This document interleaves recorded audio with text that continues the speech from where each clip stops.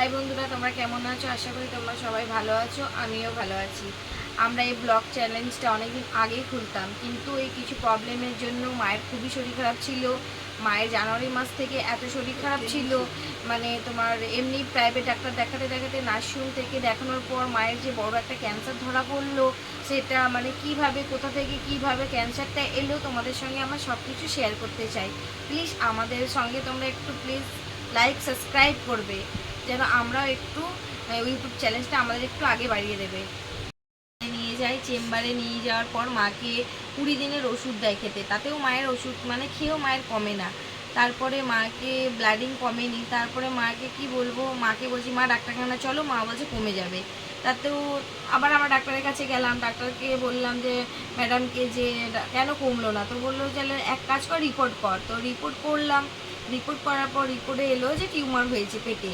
তো পেটে টিউমার হওয়ার পর তাড়াতাড়ি বললো যে তোমাদের মানে গা থেকে তো মায়ের সব ব্লাডিং বেরিয়েই গেছিলো। তারপরে আবার লিখে দিল ওখান থেকে দুটো ব্লাড চাপালাম। তারপরে বললো সঙ্গে সঙ্গে তোর মাকে নার্সিংহোমে ভর্তি কর, অপারেশন করতে হবে। তারপরে মাকে ভর্তি করলাম অপারেশনের জন্য। মায়ের টিউমার অপারেশন হলো, অপারেশন করার পর 10 দিন নার্সিংহোমে মা ছিল। নার্সিংহোমে থাকার পর একটা বায়োপসি রিপোর্ট করতে দিল। বায়োপসি রিপোর্টে মায়ের ক্যান্সার এলো। কিন্তু মায়ের এমনি আর ভালো হয়নি, মায়ের অপারেশন করার পরে ব্লাডিংটা কমেছিল। তারপরে বায়োপসি রিপোর্ট 15 দিন পর আসার পর ক্যান্সার ধরা পড়লো। ক্যান্সার হসপিটাল এখন যাওয়া হচ্ছে, মায়ের 5টা কেমো হয়েছে, মায়ের 25টা রেডিওথেরাপি হয়েছে। এখনও মাকে নিয়ে ছুটছি, এখনও আমরা যাব। সোমবারে আবার মাকে নিয়ে ভর্তি হব। আবার মায়ের 3টে বড় রেডিওথেরাপি এখন হবে, একটা হয়ে গেছে, আর 2টো হবে। তারপরে ডাক্তার কি বলবে তোমাদের সঙ্গে সব কিছু শেয়ার করব। মায়ের এখন রক্ত পরীক্ষা করতে বলেছিল, আজকে মায়ের রক্ত পরীক্ষা করে এনেছি। মায়ের শরীরটা মানে আগের থেকে একটু ঠিক আছে এখনও, জানি না আগে কি হবে। আমরা চাই যে মা যেন তাড়াতাড়ি সুস্থ হয়ে যাক। তার জন্য বলছি প্লিজ আমাদের চ্যানেলটা একটু লাইক সাবস্ক্রাইব করে দেবে, আমাদের সঙ্গে একটু সাপোর্ট করবে, আমাদেরকে একটু আগে বাড়াবে, এটাই চাই। আর ইউটিউব একটা এমন জিনিস যে কেউ কাউকে সাপোর্ট না করলে কেউ কখনো এগোতে পারে না।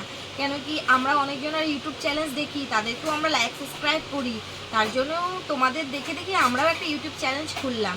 তাই বলছি বন্ধুরা প্লিজ আমাদের লাইক চ্যানেলটা একটু সাবস্ক্রাইব করে দেবে, আমাদেরও যেন ভিডিওটা একটু সবার কাছে যেন পৌঁছায়, আমাদেরও লাইক সাবস্ক্রাইব প্লিজ করে দেবে একটু।